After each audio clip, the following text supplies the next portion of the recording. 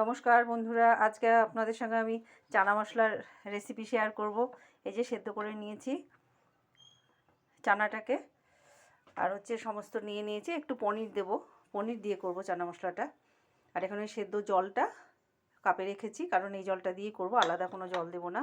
আমি এখানে গোটা গরম মশলা নিয়েছি, লঙ্কা কুচি, রসুন কুচি, পেঁয়াজ কুচি, একটু চিনি, আর এখানে বাটা মশলা মানে আদা দিয়ে লঙ্কা দিয়ে আমি এটা পেস্ট করে নিয়েছি। একটু রসুন দিয়ে দিয়েছি, যেহেতু আজকে পেঁয়াজ রসুন দিয়েই করব। আর একটু আলু কুচি, আলুটা দিলে একটু মাখো মাখো হয়, ভালো হয়। এই কড়াইটা আমি চাপিয়ে দিই, দেওয়াই আছে, গ্যাসটা জেলে দিই। তেল গরম হয়ে গেছে, আমি তেজপাতা আর গোটা গরম মশলা দিয়ে দেবো, আর একটু জিরে দিয়ে দেবো, গোটা জিরে, গন্ধটা স্মেলটা সুন্দর হবে। পেঁয়াজটা দিয়ে দিলাম, পেঁয়াজ কুচিটা, আলুটাও দিয়ে দিয়েছি। আমি একটু লবণ দিয়ে দেবো, তো ভাজাটা ভালো হবে। তারপরে রসুন কুচিটা দিয়ে দেবো, লঙ্কাটাও দিয়ে দিই সাথে। পেঁয়াজটা ভাজা হয়ে গেছে, আমি মশলাটা দিয়ে দেবো সব একসাথে, তো 3 চামচ মতো দিয়ে দেবো।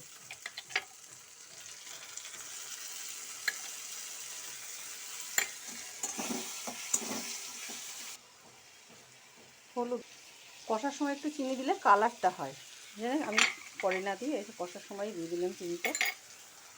তো আমার এই জায়গাটা, এই যে গ্যাসে এই পাশটা রঙটা ওঠা ছিল, আমি এটাকে না বাটি বসিয়ে ঢেকে রাখতাম, পরে আবার রঙ নিয়ে এসে এটুকু করা হয়েছে।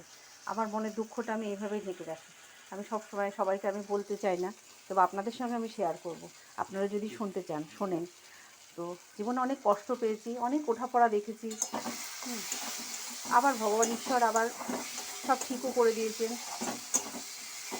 আবার কষ্ট পেয়েছি জীবনে, অনেকে আঘাত করেছে, হয়তো দেখে বোঝা যায় না, যে মনে হয় যেন খুব ভালো। সবার জীবনে এরকম দুঃখ কষ্ট থাকে। তো আমার জীবনে এরকম প্রচুর কষ্ট পেয়েছি, প্রচুর দুঃখ পেয়েছি। কেউ দুঃখ ভুলে থাকার চেষ্টা করি, কারণ দুঃখ পেলে তো মানে ভেঙে পড়লে তো সব শেষ হয়ে যাবে। সেই জন্যে ভেঙে পড়ি না, ভাঙার চেষ্টা করে অনেকেই। আগেও বলেছি এরকম ভাঙার চেষ্টা করে, কষ্ট দেয়, অনেক কষ্ট পেয়েছি। আস্তে আস্তে সব আপনাদের সঙ্গে শেয়ার করব। তো ভিডিও বড় হয়ে যাবে বলে আমি হয়তো এখনও সেভাবে করি না, টুকরো টুকরো কথা আপনাদের সঙ্গে অনেকই মানে শেয়ার করছি। মনে হবে বেশি কথা বলছি, মনে করবে না বেশি কথা বলছি। এইভাবে আপনারা না শুনলে কার সাথে বলবো, কোথায় কাকে বলবো। আমার কোনো বন্ধু নাই, বন্ধু 2-1টা ছিল। এক বৌদি ছিল, সে তো মারা গেছে, এর আগের দিন বলেছি। তো মেয়েদের সামনে, মেয়েরা তো সবসময় ওদের শোনারও সময় নাই, পড়াশুনো নিয়ে থাকে, ব্যস্ত থাকে, বাড়িতে থাকেও না। লেগে যাচ্ছে। এবার আমি এটা ঢেলে দেব, তেল ছেড়ে গেছে। আর এমনি জল দেবো না, আমি এই জলটাই, এর যে সেদ্ধ জল। অনেক সময় চা পাতা দিলে কি মানে দেখতে একটু কালচে হয়, ওরা জন্য সেই মটন দেওয়া আছে এরকম। তবে মেটে দিয়েও হয়, আর মেটে দিয়েও খুব সুন্দর লাগে। আমি যেটা এটা রান্না করছি, এটাও মানে সে মাংসের মতোই লাগে। আমার ছোটো মেয়ে তো খুব পছন্দ করে। তো আমি এইভাবে করি, আপনারা কে কীভাবে করেন সেটাও আমাকে কমেন্ট করে জানাবেন। আর আমার রান্নাটাও কমপ্লিটের পরে কেমন হয়েছে বলবেন। ঢাকাটা তুলে দেখি, মোটামুটি কষা হয়ে এসছে। আমি জলটা দিয়ে দেবো।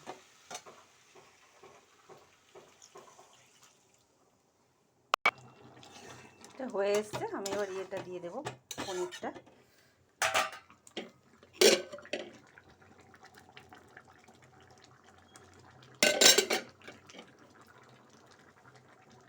এখানে আমি বাড়িতে যে মশলা সব একসাথে দিয়ে মশলা করে রেখেছি, এই মশলা একটু দেবো, এটা খেতে খুব ভালো লাগে।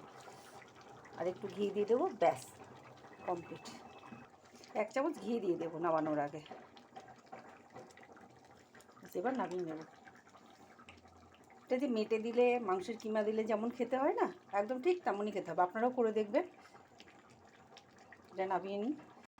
কমপ্লিট আমার চানা মশলা, পনির চানা মশলা। তো এটা খেতে কিন্তু দারুণ হয়, মাংস না দিয়েও মাংসের মতোই গন্ধ। আপনারাও করে দেখবেন। আর এটা আমার মেয়ে, এটা নান দিয়ে খেতে ভালো লাগে, রুটি, পরোটা, লুচি সব কিছু দিয়ে খেতে পারবেন। কিন্তু আমার মেয়ে ভাত দিয়েও খায়। ছোটো মেয়ে যেহেতু মাছটা ভালোবাসে না, আমি যদি সকালে করি এটা দুপুরেও ভাত দিয়েও খাবে। তো আপনারা রুটি পরোটা নান যেটা ইচ্ছে মানে করে খেতে মানে দেখবেন, খেয়ে ট্রাই করবেন আমার রেসিপিটা। আপনারাও বলবেন কিভাবে করেন, কেমনভাবে করেন, আমি সেটা ট্রাই করব। তো এখানে রাখছি। আর এই যে একটু ফুলকপির রোস্ট হবে দুপুরবেলার জন্যে, আর ভাতটা হয়ে এসছে।